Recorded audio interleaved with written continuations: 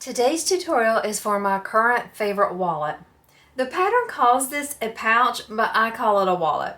This is the Olina from Lorelei Jayne. So here is the outside, and then when you open it up, you have this really cute inside. The pattern comes together quick, it's easy, and it's a great pattern if you're wanting to start getting used to sewing wallets but you're still a little nervous on it. There's not any tricky spots, it's not a difficult pattern, and it's one that at the end you will end up just feeling excited about it and enjoy the sew instead of being frustrated or thinking you're not able to sew a wallet yet. It is a great beginner-friendly pattern. The hardest thing about this pattern for me was in the beginning trying to figure out what pieces went where. So I'm going to spend a lot of time kind of going over the pieces, and then actually the construction of this will come together really quickly. So when we're talking about this pattern, we are going to be talking about three different components. We're going to have the inside, the exterior, and then we have our wristlet strap and D-ring. Let's go ahead and talk about the exterior part. I'm going to show you all the pieces that I'm using, but I do recommend the first time you sew this pattern that you use a non-directional print, just so you can kind of figure everything out and know which direction you want things to go. On this pattern, there's a couple pieces that I actually changed the orientation of what I think the designer had in mind for the way the direction's supposed to go. Typically when we're making a pattern, when we cut out the pieces, we use the words on the pattern to kind of tell us which way the direction should go if we're using a directional print. But there are a couple pieces in this pattern where I switch that up a little. So I want to show those to you so you can decide which way you like them best. So let's start here with this bottom part. This bottom part is our exterior front, and it is labeled as D. This is the way I have it going. I have the curve here at the bottom, and my directional print is going so that this will be the right sides up. I did go ahead and add a tag from Heartwood and Hide. I am using all cotton woven materials in this pattern, and they are all from the Empurrium. I did add a Royal Pixie light on the back of every piece except my credit card slots. There will be a few pieces I will add a Thermalin fleece, but I will tell you which ones those are as we get to them. But for this piece, only Royal Pixie light. You can see my direction is cut with the curve being the bottom, the straight edge being the top. This part is going to be what we attach our zipper to. I cut the zipper out according to the pattern measurements. I do have 2 zipper tabs, no interfacing on them, and I have my pull already added on to this piece. You can see now we have this piece here that kind of wraps around the top and comes down this way. If we're using a directional print here, we definitely want the direction to be going this way so we're looking at the print correctly, but if you notice here, this part would end up being upside down if your print is directional. But just make sure you're okay with that. You could also fussy cut this area so that it's not really that noticeable. And that piece is going to be your E, your exterior back. On this pattern piece, the designer does tell us to add that layer of fleece, but definitely keep it out of your seam allowance. I have sewn many of these, and I tried one time to have the fleece in my seam allowance, and it was a big mistake. The curves did not look good. It was really hard to top stitch, and I just did not like it. So the fleece has to be kept out of your seam allowance, and you're only adding 2 pieces of fleece.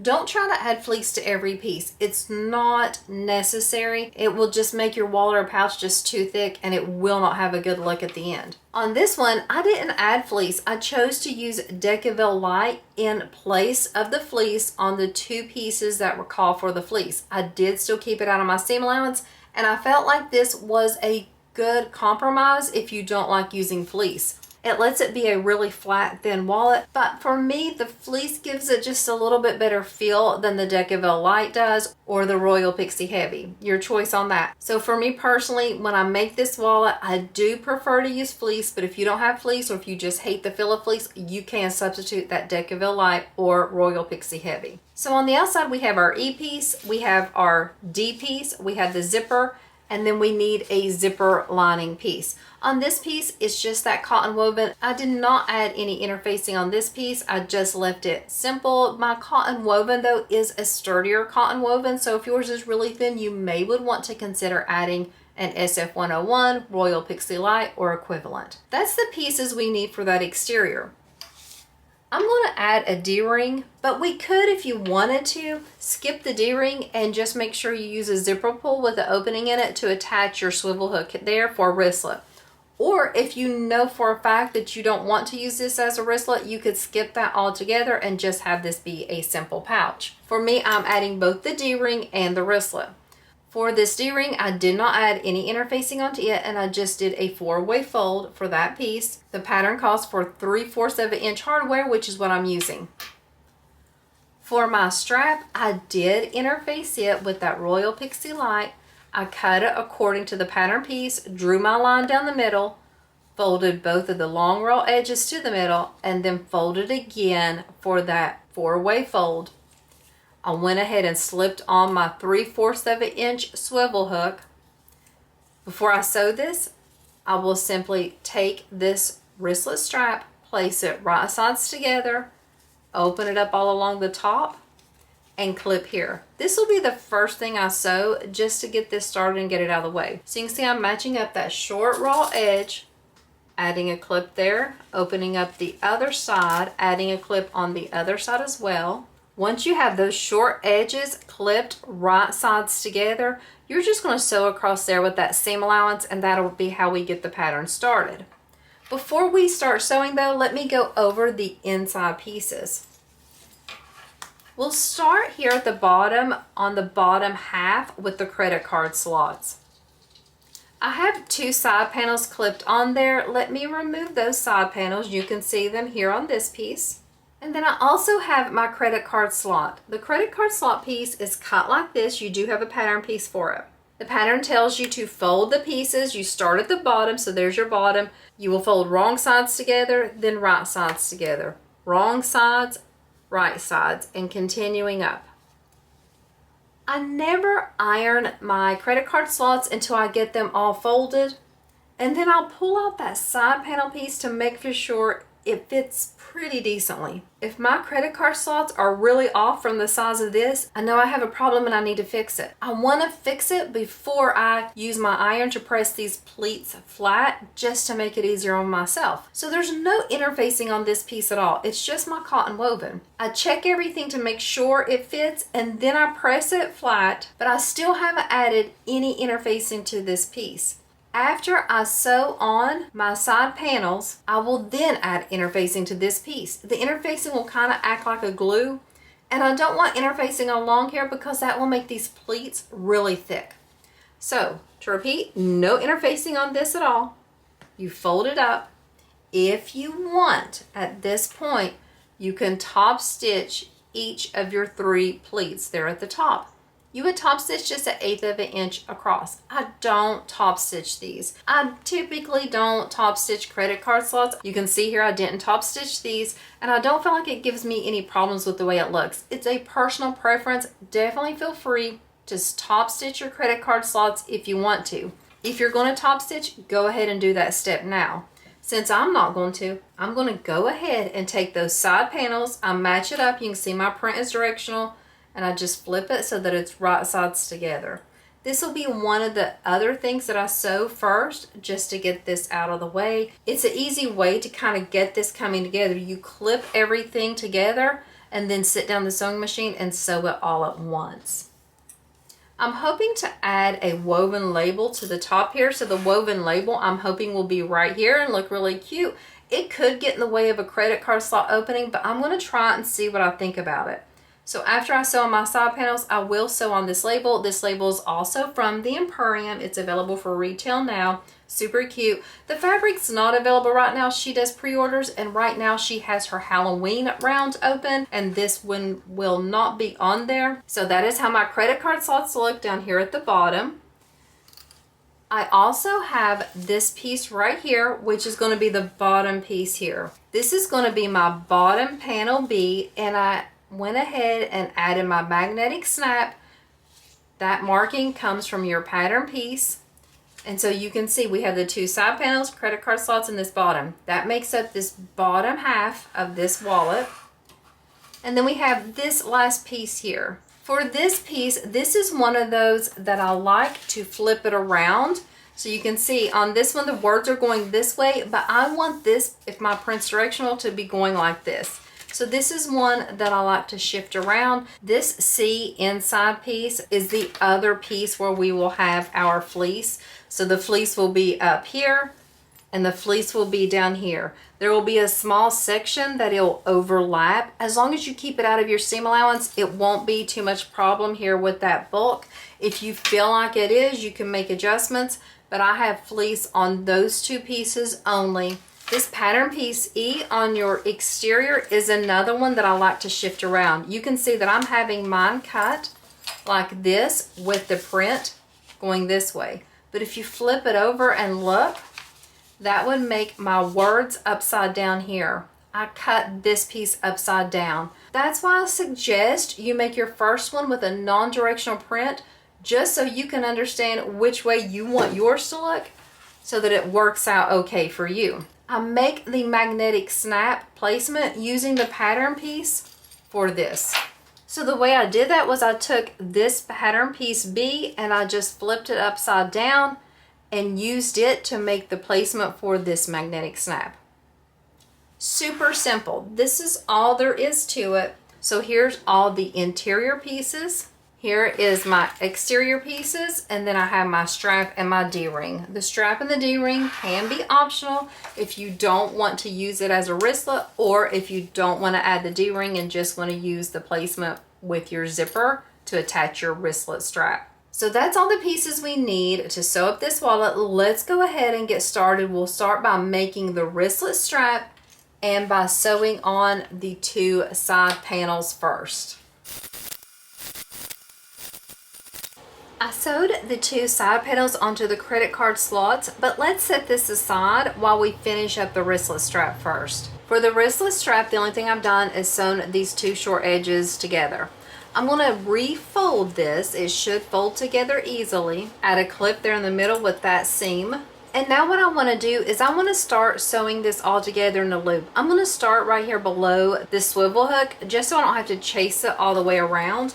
And I'll start with the open edge of this strap so I can secure it first. I'll just do 1/8 of an inch away all on this side. Then I will do the same thing on the other side.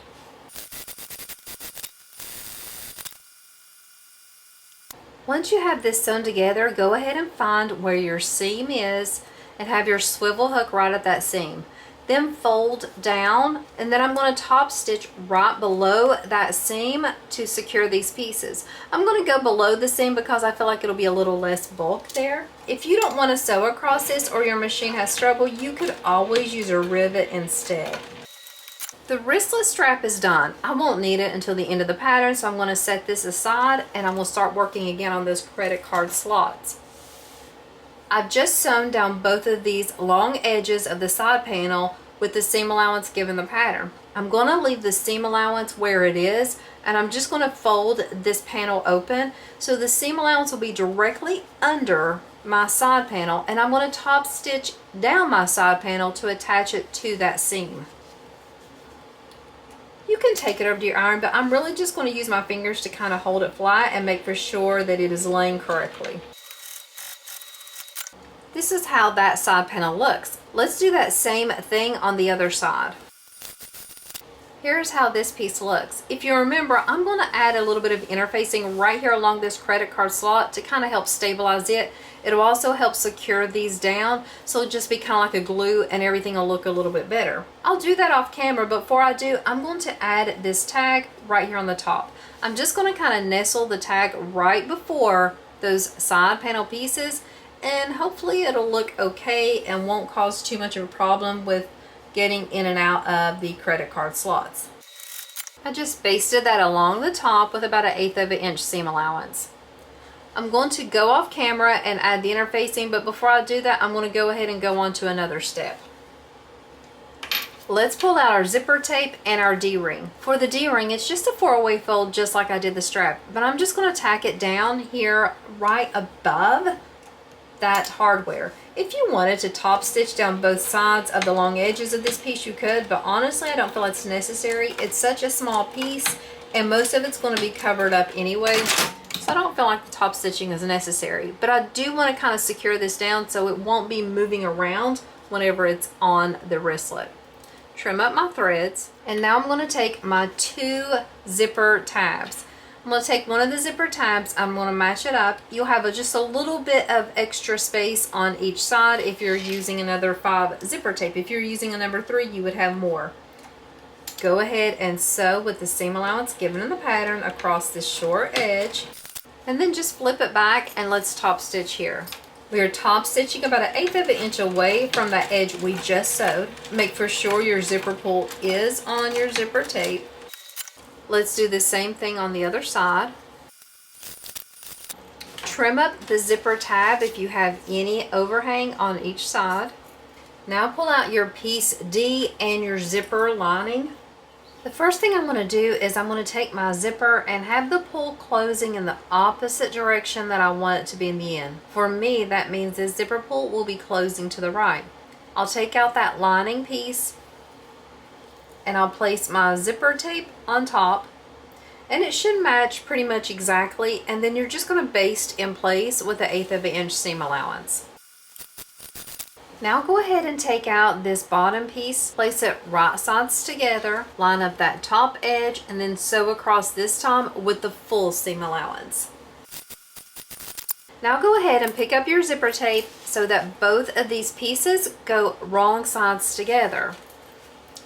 I'm just going to finger press, and then I'm going to top stitch all along this top edge here, securing these pieces together.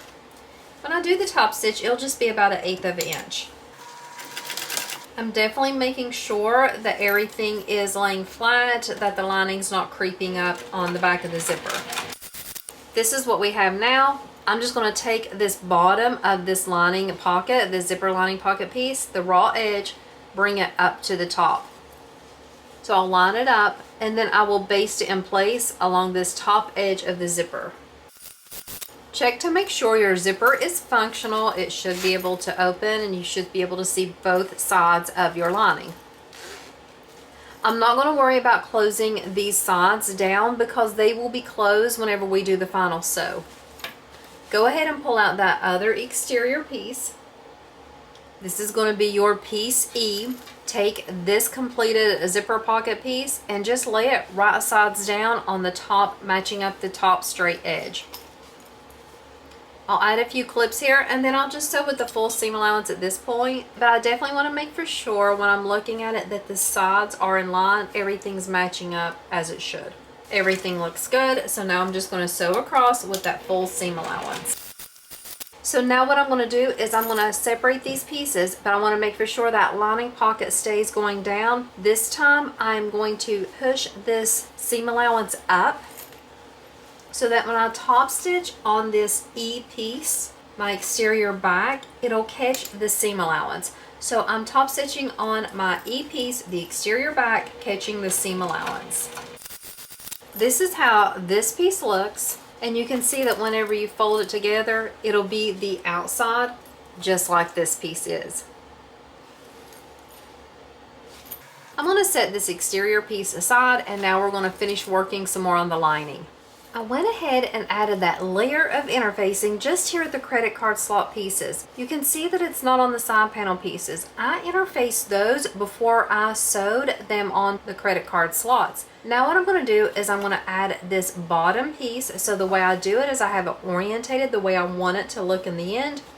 Just flip it up and attach it. I'll be sewing this with the seam allowance given the pattern all the way across that bottom straight edge.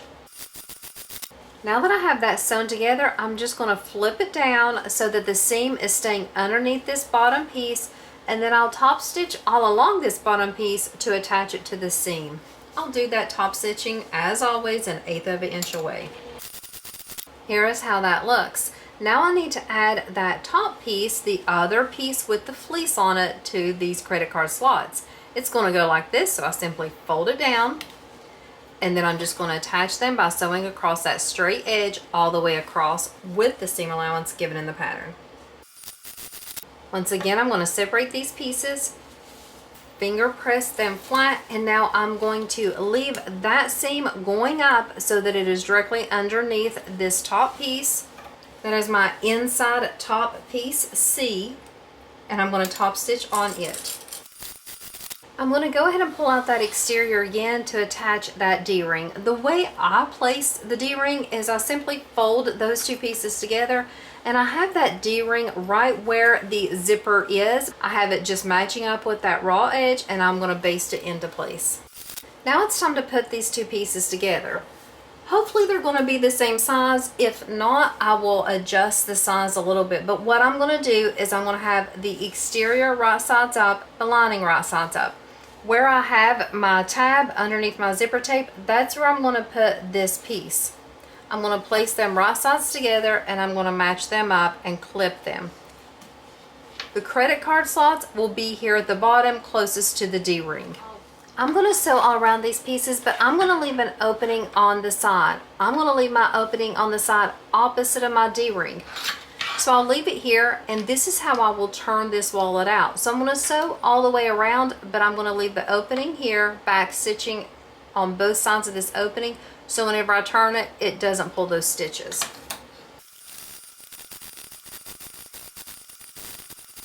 Now that I have everything sewn together, I'm going to go off camera and take my time to trim up any overhang, but also use my pinking shears to go around these curves. I just want to be able to reduce some of the bulk so that whenever I turn it out, the curves will look really nice and be able to be pressed flat. So I will turn it through this opening here on the side, and then I'll come back once I have everything turned right sides out. I used pinking shears around the curves. I turned this right sides out. I did not press it with the iron, but I did roll all the seams and put these bigger clips on it to kind of help compress them. On the opening, which is right here, you can see I have the raw edges pushed under, and I have that clipped together. Now what I'm going to do is I'm going to top stitch all around the perimeter. I'm going to top stitch from the exterior side, but honestly it doesn't matter too much which way you top stitch in my opinion. I'm just going to kind of make sure I'm smashing everything flat because I want it all to lay flat in the end. I am personally going to start top stitching right before this opening just so I can get it taken care of right away. I'm going to do that top stitching 1/8 of an inch all the way around. Here at this opening, I'm just using my fingers to kind of make sure everything's in line. I want this part to look really good, almost seamless, so you can't even tell where the opening is. When I come to the D-ring, I want to make for sure that I have it laying flat. You don't want it to be crooked or twisted or going a different way. You want to make sure it's kind of as flat as you can, even if you have to pull it flat, if it's wanting to turn up or turn down. When you top stitch over it, that'll kind of lock it in so you can have a little bit of a better finish there if it was sewn in crooked or if it shifted while you were sewing everything around. I have everything top stitched, and like I always do, I have these big clips kind of compressing it. So you can see that I have it snapped closed and the clips on. Typically when I make these, I'll even slide them under a heavy book to kind of help compress. But I'll definitely add the clips all along this top so that it'll sit really nicely. Whenever I have these on my craft table at my vendor fair, it'll just look really nice and neat to have these all stacked up. Here is my front. You can see that I do have a little kitty upside down, poor little thing, but when we flip it over, everything looks great here. Definitely could have added my tag even right here to kind of prevent that. So if it's really bothering you, put a tag here so that it even looks a little bit better. But here is the front, or what I'm considering the front. Here is the back. Have my D-ring. Let's take off these clips and let's just look inside at how cute this looks. So when we open it up, it's just adorable. Super cute place for your credit card slots. My tag, I love the tag on there. That's really a nice addition. This is such a fun, simple, beginner-friendly wallet or pouch pattern. It's one of my favorites. The way I do this is I make a tote bag, typically a Tuesday tote. I make one of these wristlets. I make a pouch. I make the perfect point pouch. And I have this bundled together. They're all in the same print. They're all coordinating, and I have them sitting out. And it is a bestseller because people love matching sets. They can use that tote, keep everything organized in it. Consider adding this pattern as a wallet that you sew, especially if you're someone who's a little nervous to sew a wallet, or if you're someone who typically says, I hate sewing wallets. This one's not hard, it's fun, it's easy, and I think it's super cute.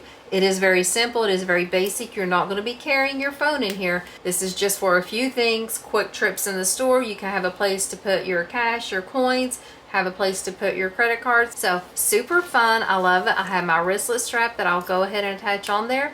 This pattern is the Olina from Lorelei Jayne. My prints are from the Empurrium. I will have the link for the pattern in my description. I'll have the link for the website to where you get these prints. This is not on her current pre-order, but she does have a pre-order open now, and so you can look at all the prints she does have available. Thank you so much for watching another tutorial of mine. I hope you enjoyed this one. I hope you like this pattern, and I hope you have an amazing day.